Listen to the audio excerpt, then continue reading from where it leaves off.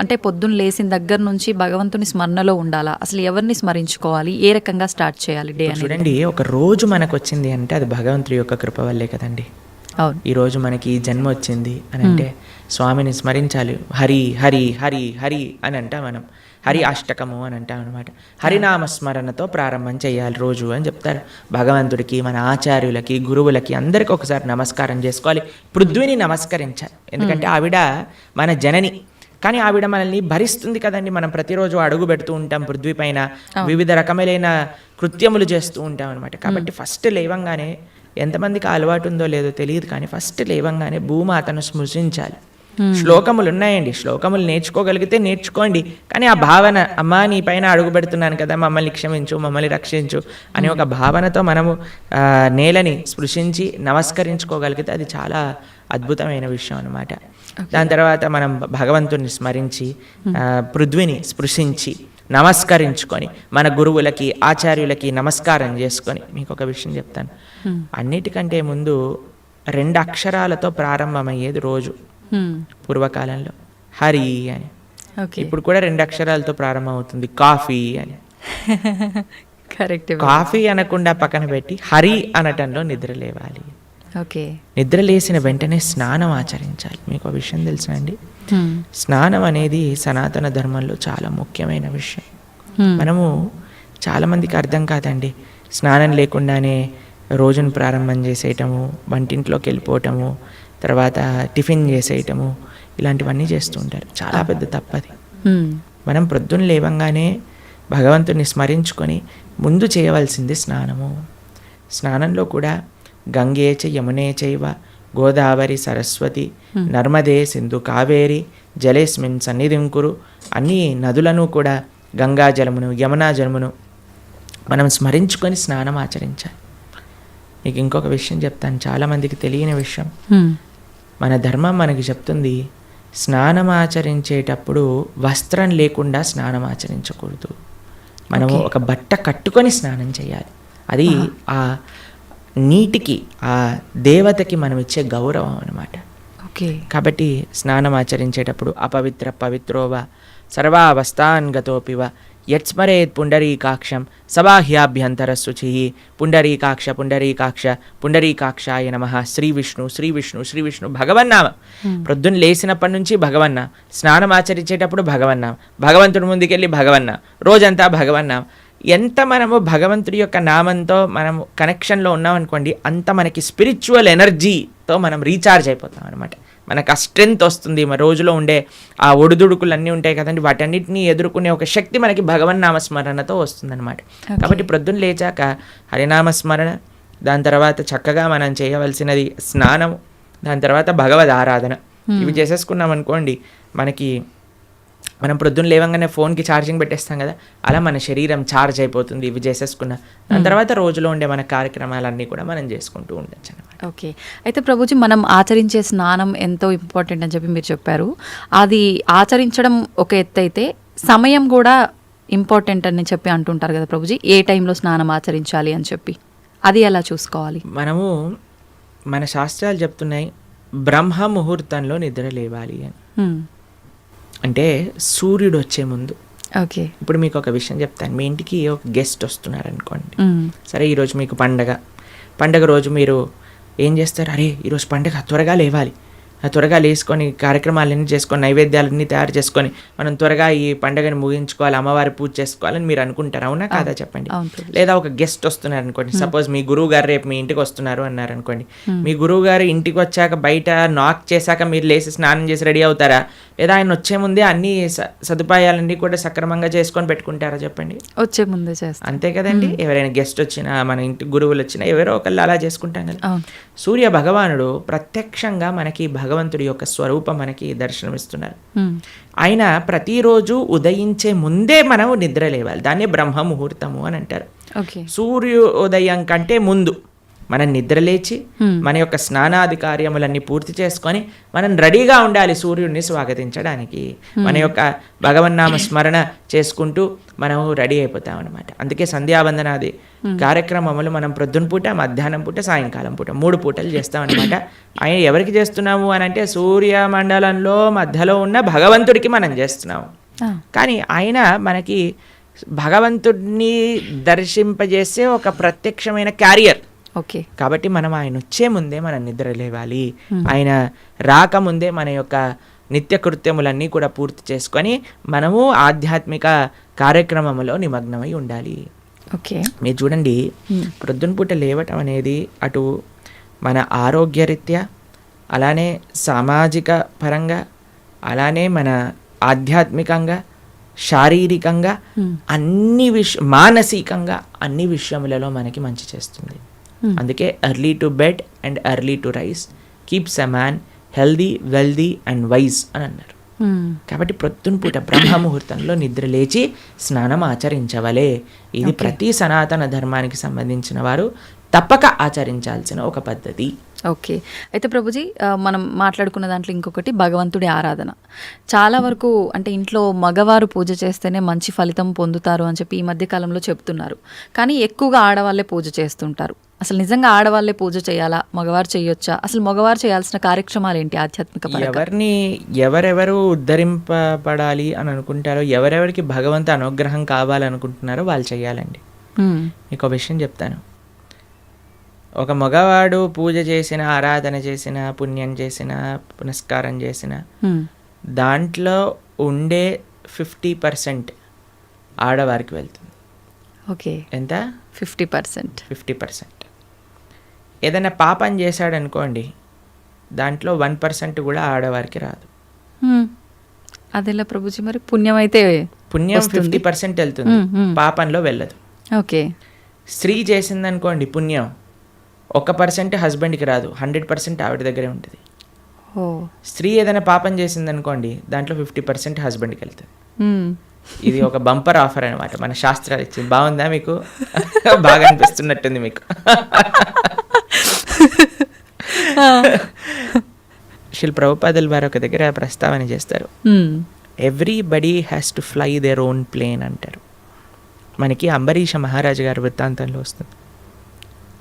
అయినా ప్రొద్దున లేవంగానే నిరంతరము కూడా భగవంతుడి యొక్క ఆరాధనలో, ఆయన చేతులన్నీ కూడా భగవంతుడి యొక్క పూజలో, పాదాలు భగవంతుడి యొక్క ఆలయ ప్రదక్షిణలో, మనసు భగవంతుని చింతించటం. సవై మన కృష్ణ పదార విందయో వాచాంసి వైకుంఠ గుణానువర్ణనే కరే హరేర్మందిరమార్జనాదిషు అని ఆయన యొక్క దినచర్య మొత్తం చెప్తారనమాట. ఇక్కడ వారి భార్య ఆరాధనకి నీళ్లు తెచ్చి తేవడానికి హెల్ప్ చేసినా సరే ఆయన అనేవారట, నా పూజ నేను చేసుకుంటాను, మళ్ళీ నీ పూజ నువ్వు చేసుకో. ఆయన అన్ని సదుపాయాలు సమకూర్చుకొని, ఎందుకంటే చూడండి భగవంతుడితో మనకుండే రిలేషన్షిప్ ఎక్స్ట్రీమ్లీ పర్సనల్ అండి. స్వామి మన తండ్రి, స్వామి మన తల్లి.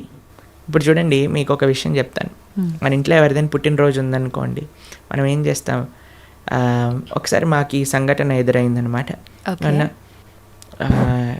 నేను మా తమ్ముడు కలిసి మా అమ్మగారికి గిఫ్ట్ ఇవ్వాలి అంటే, మా తమ్ముడు అన్నారు, నువ్వు నీ గిఫ్ట్ ఇవ్వు, నేను నా గిఫ్ట్ ఇస్తాను. ఎందుకంటే అమ్మకి నీ గిఫ్ట్ వేరే, నా గిఫ్ట్ వేరే. ఎందుకంటే మన ఇద్దరికి అమ్మ కదా. కాబట్టి అమ్మతో నాకుండే రిలేషన్షిప్ ఒకటి, మా తమ్ముడుకుండే రిలేషన్షిప్ ఒకటి, అంతేనా? అయితే మేమిద్దరం అనుకున్నాం, సరే నేను నాకు తోచింది, నాకు ఇష్టం ఉన్నట్టుగా నేను చాలా బాగా పెయింటింగ్ చేసేవాడిని అనమాట, డ్రాయింగ్ చేసేవాళ్ళం అనమాట.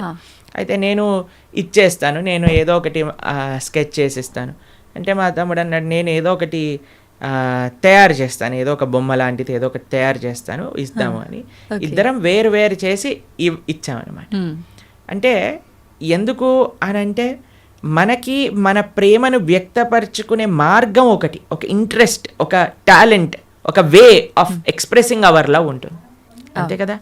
అలానే భగవంతుడితో కూడా ఒక భర్త తన కర్తవ్యం, అరే నేను భగవంతుడి యొక్క మార్గంలో, నాకు భగవంతుడు అవసరము, అందరికీ భగవంతుడు అవసరమే కదండి, ఆయన అందరికీ తండ్రి తల్లి పిత పరమాత్మ అందరికీ ఆయనే. కాబట్టి మనం ఎలా ఆలోచించాలి అని అంటే, ఒక హస్బెండ్ తన ఆరాధన తాను చేసుకోవాలి, ఒక వైఫ్ తన ఆరాధనలోకి సంబంధించిన విషయములని సమకూరుస్తుంది, వంట చేసిస్తుంది, పూలమాలలు కట్టిస్తుంది.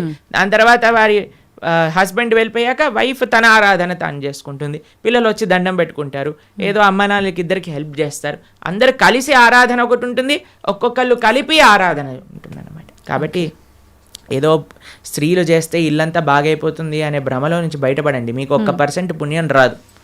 కాబట్టి జాగ్రత్తగా మీ పూజ మీరు చేసుకోండి, మీరు బాగుపడాలి అని అనుకుంటే. కాబట్టి పురుషులు తప్పకుండా ఆరాధన చేయాలి. పురుషులు ఆరాధన చేస్తున్నారు కదండి, స్త్రీలు వదిలేయకూడదు. పురుషుడి ఆరాధన పురుషుడికి, స్త్రీ ఆరాధన స్త్రీ, పిల్లల ఆరాధన పిల్లలకి, అందరికి. ఇప్పుడు చూడండి, ఇంటి పెద్ద తింటే మిగతా వాళ్ళందరికీ కడుపు నిండిపోతుందా? లేదు, ఎవరికి వాళ్ళు తినాల్సిందే, అంతే కదండి. మీరు అంటారు కదా, అయ్యా మీరు తినండి, అయ్యా మేము పర్వాలేదు, మీరు తింటే మాకు తిన్నట్టే అని అంటారా? లేదా మీ హస్బెండ్ వచ్చి అమ్మ నువ్వు తినేసి నాకేం పర్వాలేదు, నువ్వు తింటే నేను తిన్నట్టే అంటారా? కాదు కదా. ఎవరెవరికి శక్తి కావాలంటే వారు వారు భోజనం చేయాలి. అలానే మనం కూడా మనకి శక్తి కావాలి, మనకి భగవంతుడి యొక్క కృప కావాలి అంటే మనం భోజనం చేస్తే ఎలా అయితే మనకి శక్తి వస్తుందో మనము ఆరాధన చేసుకుంటే అలా మనకి భగవంతుడి యొక్క కృప అనేది లభిస్తుంది. ఓకే ప్రభుజీ, చాలామంది ఏదైనా మంచి జరిగినా చెడు జరిగినా నా అదృష్టం బాగాలేదు, నా రాతి ఇంతవరకే ఉంది, భగవంతుడు ఇలా రాశాడు అని చెప్పి అంటూ ఉంటారు. నిజంగా అంటే మన చేతిలో ఏముండదా, మనం చేసే పనులను బట్టి మన లైఫ్ని డిసైడ్ చేసుకోవడం? భగవంతుడు పుట్టినప్పుడే అవన్నీ డిసైడ్ చేసి ఇలా అని చెప్పి చూస్తాడా? మనకి ఒక సర్కమ్స్టెన్స్ ఇస్తాడండి భగవంతుడు. చాయిస్ ఎప్పుడు మన చేతుల్లోనే ఉంటుంది, మనం ఏం చేయాలి అని. ఫర్ ఎగ్జాంపుల్ మీకు ఒక విషయం చెప్తాను. ఒకరికి ఇల్లు రాసుంది, ఒకళ్ళ ఇల్లు మీకు మీ జీవితంలో కలుగుతుంది అని రాసి ఉంటుందండి. కానీ ఆ ఇంట్లో ఏం చేస్తారనేది మీ చేతుల్లో ఉంది. ఓకే, ఇల్లు వస్తుందనే వరకు మాత్రమే మన చేతుల్లో ఉంది. ఇంట్లో ఏం చేస్తాం, మనం ఒక చక్కటి పూజ చేసుకుంటామా, పునస్కారం చేసుకుంటామా, లేదా 10 మందిని పిలిచి మందు పోసి డాన్స్లు వేస్తామా అనేది మన చేతుల్లో ఉంది. మీరు కానీ మంచి ఆరాధన చేసుకున్నారనుకోండి, ఆ పుణ్యాన్ని బట్టి మీకు నెక్స్ట్ ఏమవుతుందో రాసింది. లేదు మనం తప్పు చేసామనుకోండి, ఆ తప్పు బట్టి నెక్స్ట్ కర్మ ఏర్పడుతుంది అనమాట. What is return is what you will get. మనకేం వస్తుంది అని, దాంతో మనం ఏం చేస్తాము అనేది రాసలేదు, అది మనకు వదిలేశాడు భగవంతుడు. మన విచక్షణతో మంచి మనస్సుతో మనం దాన్ని ఆచరణ చేయాలి. అంటే మన చేతిలో ఉన్నట్టే, 100% మన చేతుల్లో ఉంది. ఇప్పుడు అంటుంటారు కదా, పరిస్థితులను బట్టి ఇంట్లో వాతావరణాన్ని బట్టే పిల్లల బుద్ధులు కూడా అని చెప్పి, ఇప్పుడు ఇది కూడా అలాగే భగవంతుడు మనకు ఒక ప్లాట్ఫామ్ ఇచ్చి వదిలేశారు, ఎలా అనేది మన చేతుల్లోనే ఉంది. ఇప్పుడు మీకు ఒక ఫోన్ ఇచ్చారనుకోండి, ఫోన్ ఇచ్చారు, ఫోన్తో మీరు ఏం చేయొచ్చు అనేది మీ చేతుల్లో ఉంది. ఒకళ్ళు ప్రవచనమైనా అయినచ్చు, లేదా పిచ్చి పిచ్చి సీరియళ్ళు సినిమాలైనా చూడొచ్చు. ఫోన్ రావటం మన చేతుల్లో ఉంది, దాంతో ఏం చెయ్యాలి మీ చేతుల్లో. ఇప్పుడు మీరేం చేస్తారు, పిల్లల్ని స్కూల్లో వేస్తారు, మంచి స్కూల్ చూస్తారు, అరే ఈ పిల్లలు మంచి చదువుకోవాలి, మంచి స్కూల్లో చదువుకుంటే వాళ్ళు మంచి మార్గంలోకి వెళ్తారు, కష్టమైనా ఏదైనా సరే కష్టపడి అయినా సరే వాళ్ళని మంచి స్కూల్లో జాయిన్ చేస్తారు. మంచి స్కూల్లో జాయిన్ చేశాక వాడు చదువుతాడా లేదా అనేది ఎవరిపైన నిర్ధారణ పడి ఉంటుందండి? వాళ్ళపైన. ఒక స్కూల్లో ఒక టీచర్ 10 మందికి ఒకటే రాగంగా చదువు చెప్తుంది, కానీ ఒక్కొక్కరు ఒక్కొక్క విధానంగా చూసుకుంటారు. ఎందుకు? వాళ్ళ శ్రద్ధ బట్టి. ఓకే, అలానే మన జీవితంలో కూడా ఏమీ నీ దగ్గరకు వస్తుంది అనేది రాసి ఉంటుంది, దాన్ని ఎలా యూజ్ చేస్తావు అనేది నీ చేతుల్లో ఉంది. ఓకే ప్రభుజీ, అంటే దీని ఆధారంగా తీసుకుంటే అంతా మంచిగా ఎక్కువ డివోషనల్ సైడ్ ఉండి అన్ని మంచి పనులు చేసి న్యాయంగా ఉన్న వాళ్ళు కూడా చాలామంది ఇబ్బందులు పడుతున్న వాళ్ళని కూడా చూస్తున్నాం కదా, మరి భగవంతుడు అలాంటి వాళ్ళకి ఎందుకు సపోర్ట్ చేయడంటారు? మీకు ఒక విషయం చెప్తాను, చాలా జాగ్రత్తగా ఆలోచించవలసిన విషయం. మీకు నిజంగా ధార్మికంగా, నిజంగా ఆధ్యాత్మికంగా ఉంటే వాడు ఎప్పుడు నాకు ఇబ్బంది వచ్చిందని అన్నాడు. మీకు ఒక విషయం చెప్తాను, మా అమ్మమ్మ ఆవిడ పెద్దజీయర్ స్వామి వారి యొక్క శిష్యులు అనమాట. అయితే చాలా వృద్ధురాలు, 85 years దాటిపోయి ఉంటుంది. నడిచేటప్పుడు ఇలా వంగిపోయి నడుస్తారనమాట, మొత్తం ఇలా కిందికే చూస్తారు ఆల్మోస్ట్గా. చాలా ఆరోగ్యం అస్సలు బాగుండదు అనమాట. అయితే మాకు ఒకసారి ఫోన్ చేశారు. ఫోన్ చేశాక ఆవిడ రోజు ఒక 6-7 గంటలు భగవన్ నామస్మరణ చేస్తారు. విష్ణు సహస్రనామం రోజు 2 పూటలు చదువుకుంటారు, గీతా పారాయణ చేస్తారు, అన్నీ చేస్తారు. ఒకసారి నాకు ఫోన్ చేశారు, ఆ అమ్మమ్మ యొక్క ఆరోగ్యం అస్సలు బాగాలేదు, ఫోన్ చేసి ఆవిడ యొక్క ఆరోగ్యం బాగా అవ్వాలి, భగవంతుడికి ప్రార్థన చేస్తున్నానని చెప్పు అని అన్నారనమాట. అస్సలు అంటే అస్సలు బాగాలేదండి ఆరోగ్యం. అప్పుడు మేము ఫోన్ చేసాం, ఫోన్ చేసి మీకోసం ప్రార్థన చేస్తామండి, మీ ఆరోగ్యం బాగా అవ్వాలి అని అంటే ఆవిడ అన్నారు, ఆరోగ్యం కోసం ప్రార్థన చేయాల్సిన అవసరం లేదు, ఈ ఆరోగ్యంలో తక్కువ ఎక్కువ అవుతూనే ఉంటుంది, నేను భగవంతుని ఎల్లప్పుడూ గుర్తుపెట్టుకోవాలి, మా ఆచార్యులు చెప్పిన విషయాలన్నీ మాకు గుర్తుండాలి, చనిపోయే చిట్ట చివరి క్షణంలో ఆ స్వామి యొక్క ఆ స్మరణ నాకు రావాలి అని దండం పెట్టుకో, ఆరోగ్యం గురించి దండం పెట్టుకోవాల్సిన అవసరం లేదు అని చెప్పి. నిజంగా ధార్మికమైన చింతన ఎవరికైనా ఉందనుకోండి, వారు ఎప్పుడూ కూడా నాకు వచ్చే కష్టం అని అనుకోరండి. వచ్చే ఒకటే కష్టం ఏంటో తెలుసా అండి, భగవంతుణ్ణి విస్మరించటమే నిజమైన కష్టం జీవుడికి. అది లేనప్పుడు ఏ కష్టంలోనైనా సరే భగవంతుడు కుంతిమారాని ఏమంటుందో తెలుసా అండి, అయ్యా నాకు ఇంకా కష్టాలు ఇవ్వు కృష్ణ అంటుంది. ఎందుకో తెలుసా, కష్టాలు ఇచ్చినప్పుడు నిన్ను గుర్తొస్తున్నారు, మాకు సుఖాలు వచ్చాయనుకో నిన్ను మర్చిపోతాం. కాబట్టి ధార్మిక చింతన ఉన్న ఏ వ్యక్తి కూడా కష్టం వచ్చింది అని అనుకోడు, ప్రతి ఒక్కటి భగవత్ ప్రసాదంగా స్వీకరిస్తారు.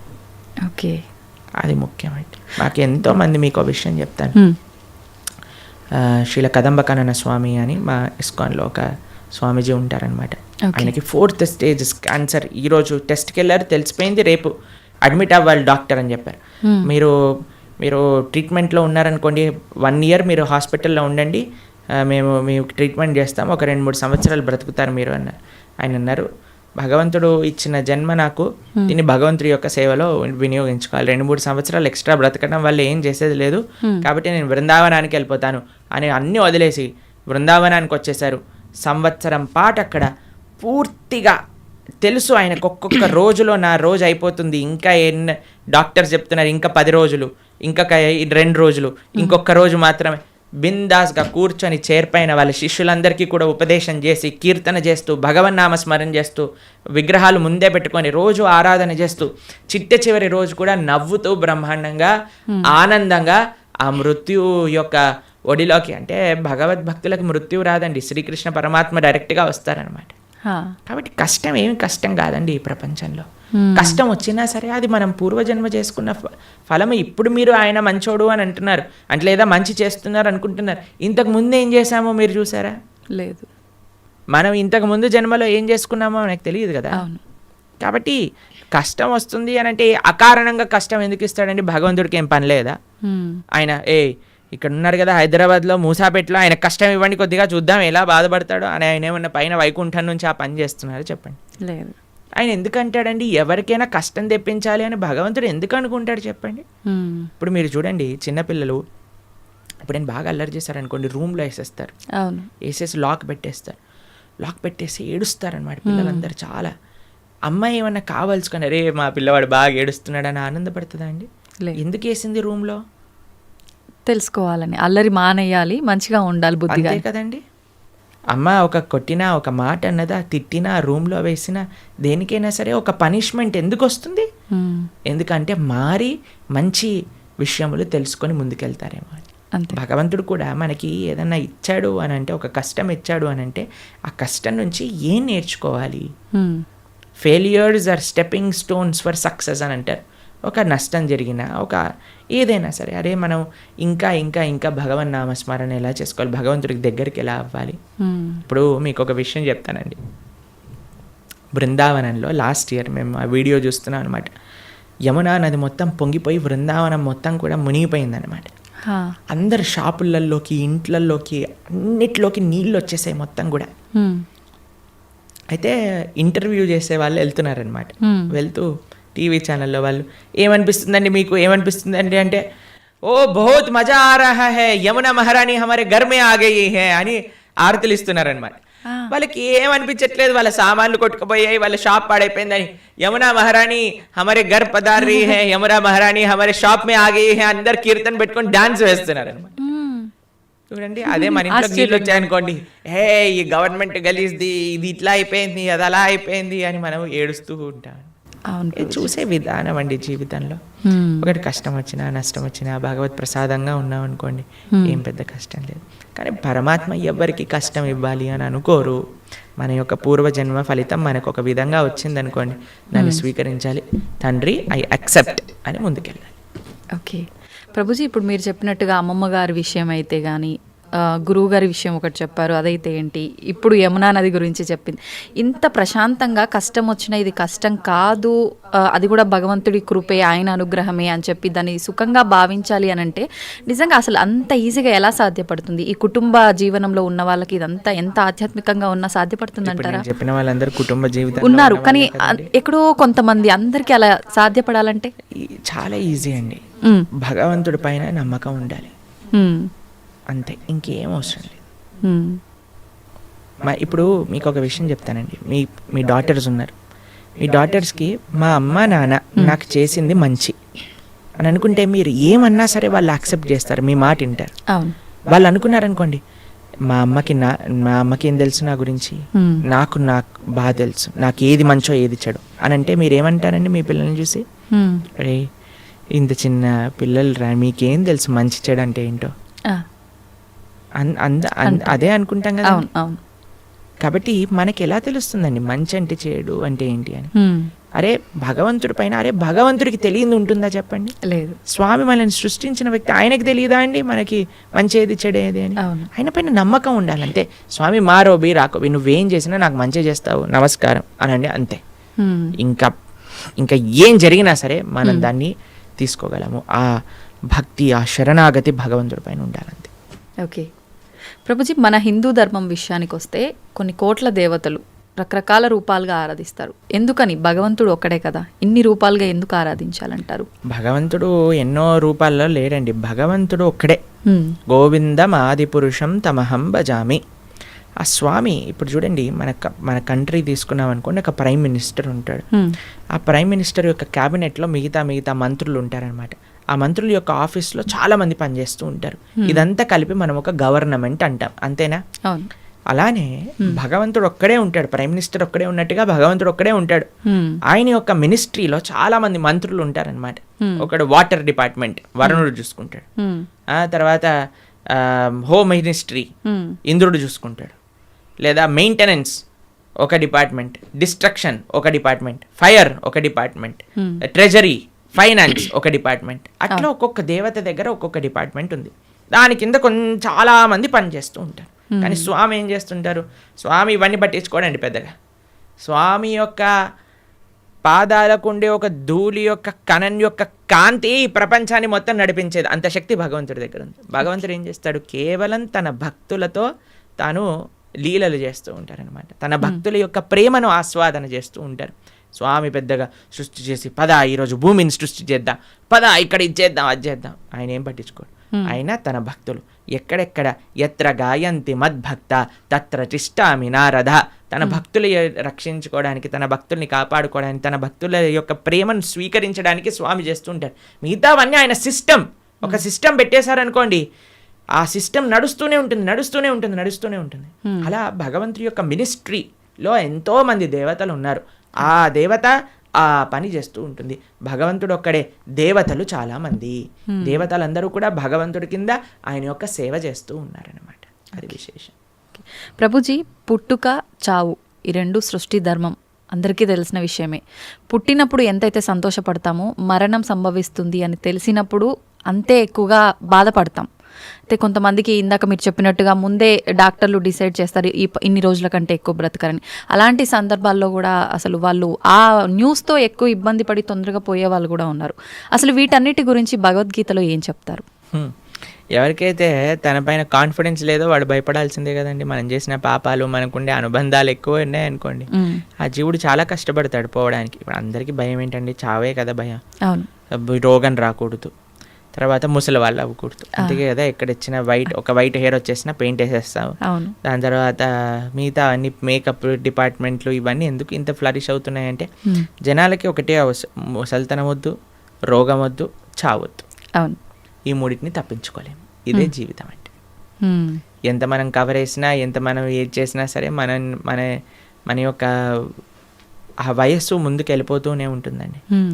మనకి రోగగ్రస్తుని అవ్వాల్సిందే. కోటీశ్వరుడికి కరోనా రాదు, లేదండి మేము జస్ట్ మిడిల్ క్లాస్కి వస్తామంటుందా? అది ఎవరికైనా వస్తుంది. అవును.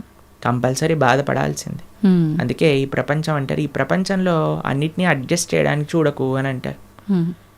జన్మ మృత్యు జరా వ్యాధి దుఃఖ దోషాను దర్శనం. హ్మ్. ఈ దుఃఖములు అనేవి ప్రతి ఒక్కరికి ఈ ప్రపంచంలో ఉంటాయి.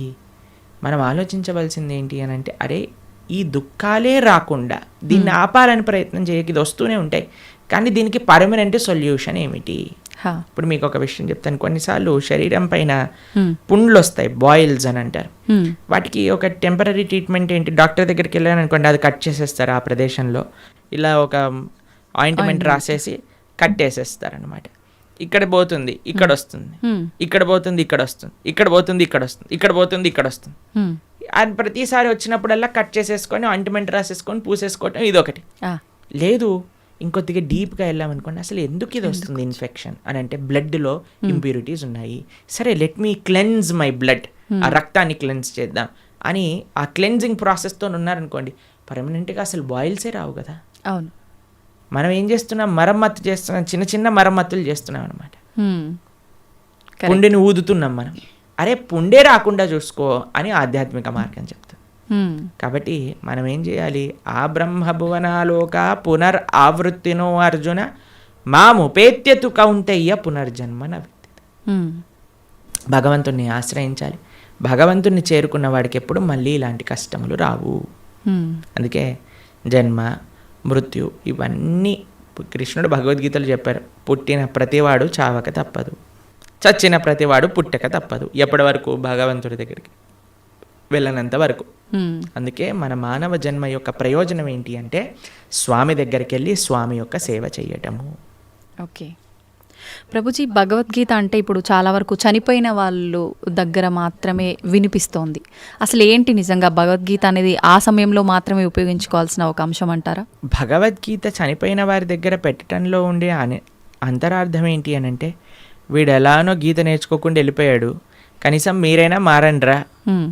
అని చెప్పే ఒక విషయం అనమాట. మీరు చూడండి, చనిపోయిన వాళ్ళ దగ్గర గరుడ పురాణాన్ని వినిపిస్తారు. తెలుసా మీకు ఎప్పుడైనా? గరుడ పురాణాన్ని పారాయణ చేయిస్తారనమాట ఎవరైనా చనిపోయారనుకోండి. గరుడ పురాణంలో ఏముంటుందో తెలుసా? నరకాలు ఎలాంటివి, ఎవరెవరు ఏ ఏ నరకానికి వెళ్తారు, ఏ ఏ తప్పులు చేయటం వల్ల ఆ నరకంలో ఏ ఏ శిక్షలు అనుభవించవలసి వస్తుంది అనేవన్నీ కూడా గరుడ పురాణంలో చెప్పున్నారనమాట. ఎందుకు చెప్తారు చనిపోయిన వాళ్ళ దగ్గర అంటే, మిగతా వాళ్ళైనా కనీసం ఇప్పుడు చూడండి, ఎక్కడికి రాకపోయినా వచ్చినా సరే చనిపోయారు అనేసరికి మొత్తం ఇంటిల్లిపాది ఒక దగ్గరకు వస్తుంది. అప్పుడు వచ్చినప్పుడు ఎప్పుడైతే వాళ్ళు ఈ విషయాలు వింటారో వాళ్ళ జీవితంలో పరాకుగా ఉంటారు అని అర్థం.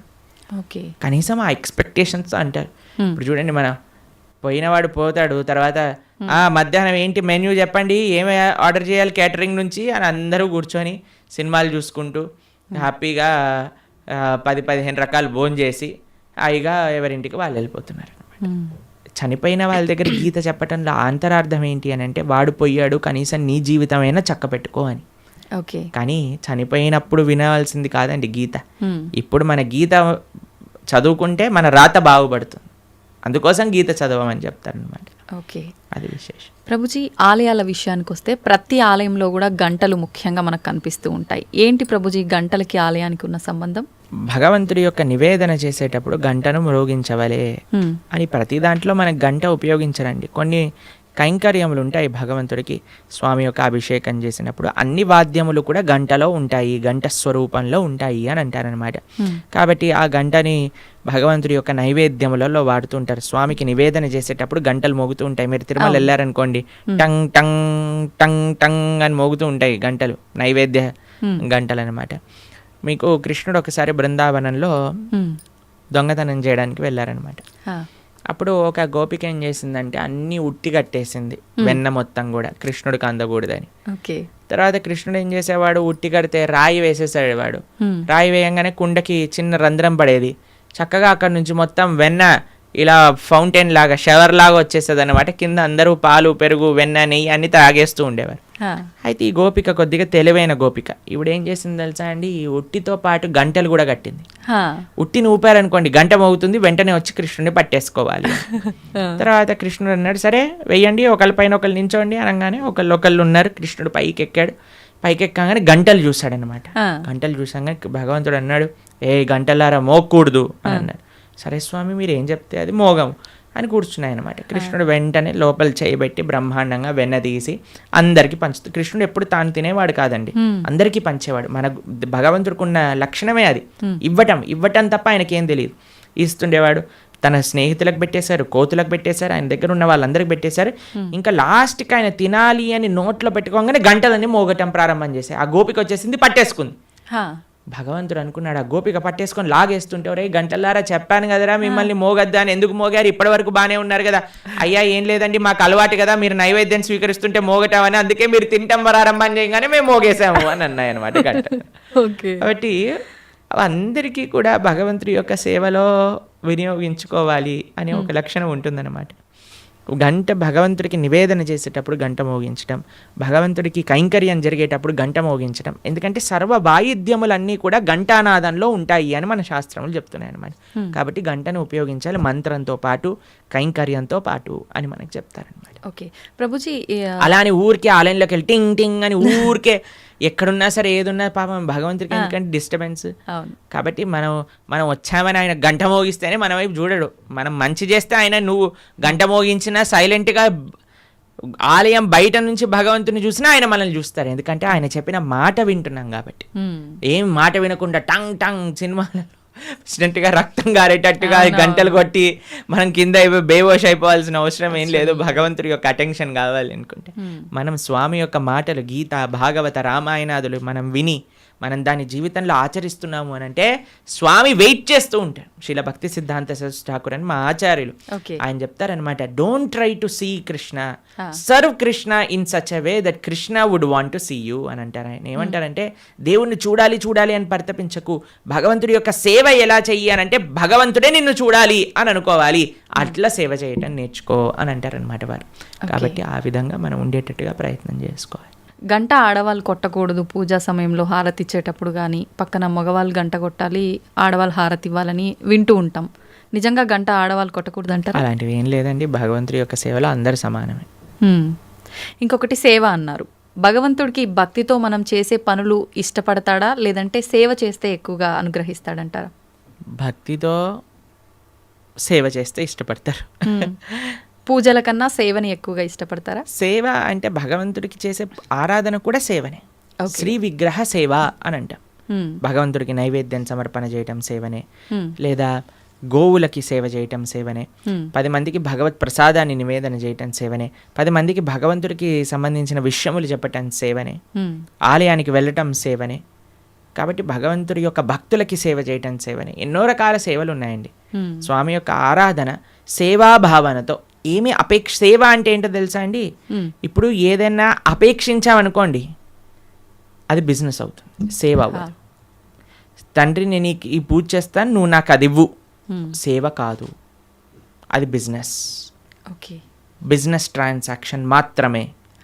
సేవ అంటే నాకేం వద్దు తండ్రి నేను నీకు చేస్తా, అది సేవ.